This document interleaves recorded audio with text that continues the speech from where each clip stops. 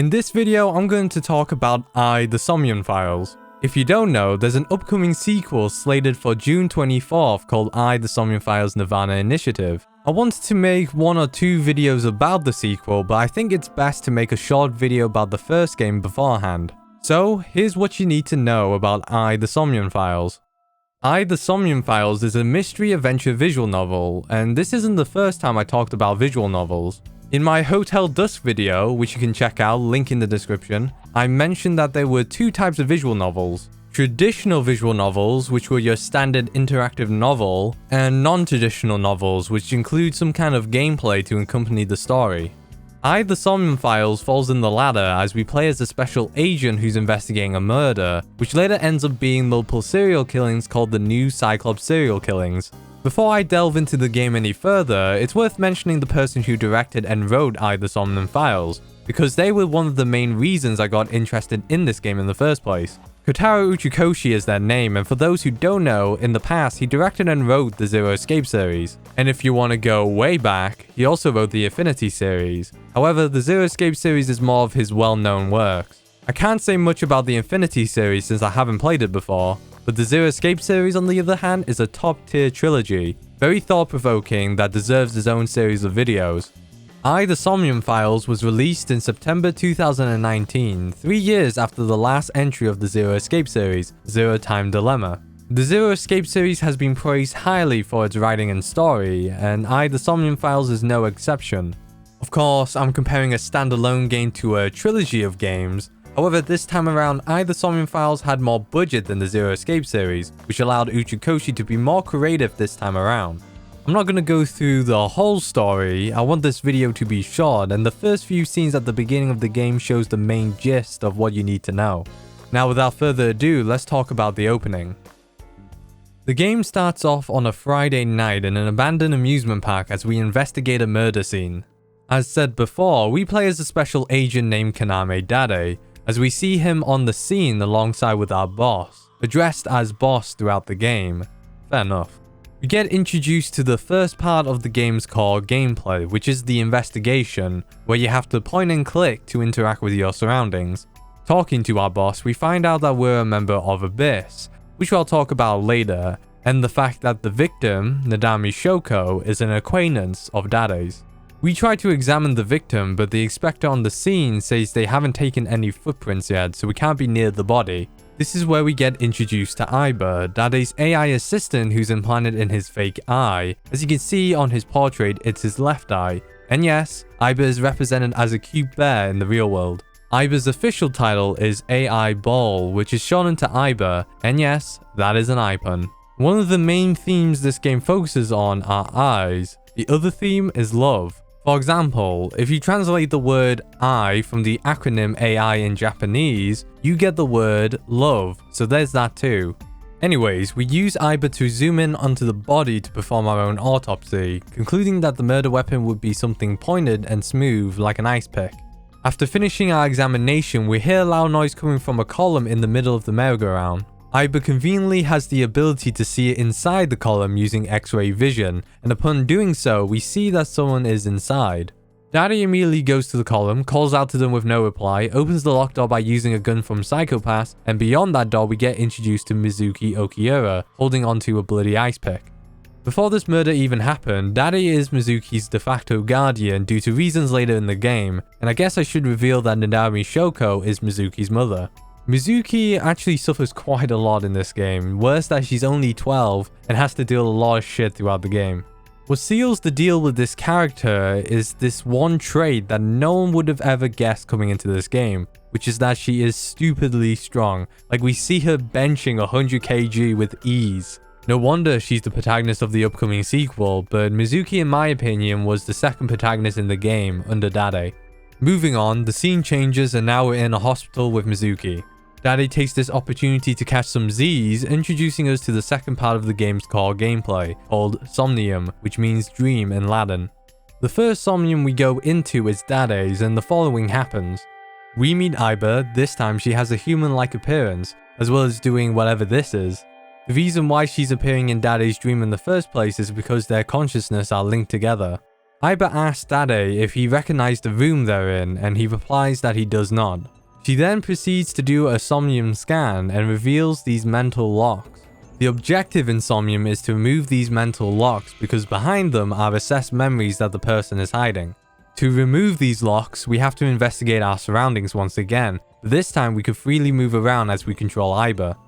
This Somnium is different compared to other Somnia later in the game. In every other Somnium, there's a 6-minute time limit. This is because of a device used throughout the game called a sync machine. Remember when we talked to Boss and she mentioned that Daddy's a member of Abyss? Abyss is short for Advanced Brain Investigation Squad, and Daddy is one of the 6 members of Abyss suitable to sync into people's Somnia, known as Syncers. There are other members who aren't Syncers, for example our Boss, and the engineer and creator of the sync machine, Pewter, who we meet later in the game. When investigating an object in our surroundings, we get a selection of actions to choose from. Each action will have a value in seconds, and depending on what you pick, will deduct your remaining time in Somnium. Fortunately, there is a mechanic in Somnium to reduce the number of seconds of any action called timey, time induction matter in Encephalon. Sometimes there will be actions where if you choose it, you'll get a timey. You can carry 3 at a time, and these timies can reduce the action's time by a fraction or change the time by a fixed amount. Sounds simple, however there is one more type of timey called negative timies. These ones will multiply the action time by an amount, as well as forcing you to use it once obtained. You're probably thinking that you can just avoid all of the actions that have a negative timey, but there will be times where the action will have an unknown timey, and choosing those ones will result in a random timey depending on a few conditions.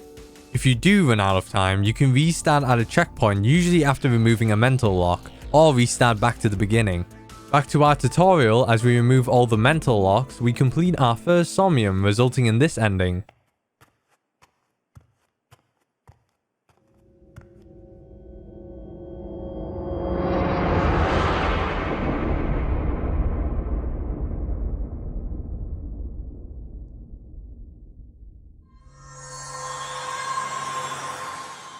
What the hell is going on, you might say, and rightfully so. We don't know who these two are, all we know is that another murder has happened, and most likely by this mysterious man. At first you don't know what's going on, but looking back through this game a second time actually makes a lot of sense, contributing to the clever writing. There are 2 more things I want to briefly talk about that you should know before wrapping up the video. The first thing I want to talk about is that this game has multiple endings, or in this case multiple routes. Majority of Uchikoshi's works tend to have multiple endings to tell the story. Later on, in some Somnia, you can branch to a different path when removing a mental lock, resulting in a different ending. As soon as you finish one ending, you can backtrack and go to another ending. At one point, you need information from a different route to proceed, and so the game is designed to go through all of these endings before you reach the true ending, giving you the full story by the end of it. The second thing I want to talk about is how the developer and publisher, Spike Chunsoft, promoted I the Somnium Files using something called ARG, Alternate Reality Game. ARG is a type of game, in quotations, that uses the real world as a platform to tell its story, as well as using the interaction and involvement of players to alter it. So, what did they do? Well, months before the game came out, they created a YouTube channel using one of the game's pivotal characters, named Iris Sagan, also known as Aset or Tessa. In the game, she is an internet idol who works under a talent agency called Lemniscate. Videos on that channel consisted her debut and vlogs talking about I the Somnium Files. I liked how they used both English and Japanese voice actors of Iris on separate channels to promote the game. It was a unique approach. But what really stood out during the ARG was the odd few videos uploaded onto the channel like this one.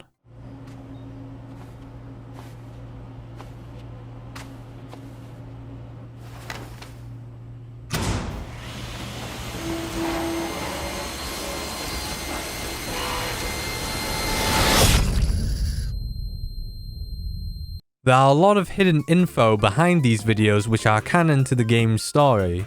On top of that, they even got some of their characters interacting on Discord and Twitter. Makes sense when in-game they have a parody Twitter called Twitter. There's a Wikia and also YouTube videos detailing the RNG in depth. Even though it's not mandatory to know beforehand, I suggest you guys look it up if you have the time. With that all said and done, I think it's time to wrap up the video. I'm surprised that this game is even getting a sequel. It sold pretty badly in Japan, and most likely the West sold enough numbers. A similar story happened with Uchikoshi's previous work, Zero Time Dilemma, the third entry to the Zero Escape series. It had some poor commercial reception in Japan. Because of it, it had troubles in development to the point that it stopped indefinitely until the West raised enough awareness and support for the game to continue its development. Earlier, I said comparing the Somnium Files to the Zero Escape series was a bit of a stretch. However, because of the higher budget, you can tell there are some huge improvements in this game. I think they really nailed down the atmosphere of every Somnium world you go through. A lot of detail and thought went into it. The characters in the game were well designed. The character designer was Yusuke Kozaki, who's known for his other character designs in games like the No More Heroes series and Fire Emblem Awakening. Definitely worth the purchase and experience it yourself. There are a lot of great moments and references you can appreciate, but if you can't, you can always look up a playthrough of this game. I've actually done a full playthrough of this game back in 2019, which you can check out on my gameplay channel, Jev the Ninja Plays. The sequel is coming out on June 24th. I will be making a video before and maybe after the release, so be sure to subscribe if you want to see that. And that's it for me. I hope you enjoyed this video. If you want to support the channel, be sure to like and subscribe. And as always, I'll see you next time and catch you guys later. Take care.